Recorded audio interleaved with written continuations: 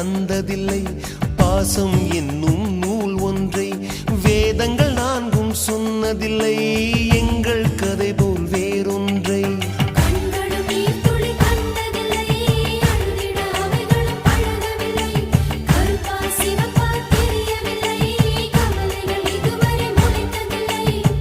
சேகரித்து வைப்பதற்கு தேவை என்று எதுவும் இல்லை. இறைவனுக்கும் எங்களுக்கும் இடைவெளிகள் இருந்ததில்லை. நிலவுகள் சேர்ந்து பூமியில் வாழ்ந்ததே அது ஒரு பொற்காலம். அவரவர் வாழ்க்கையில் ஆயிரம் ஆயிரம் மாற்றங்கள். அந்த நினைவு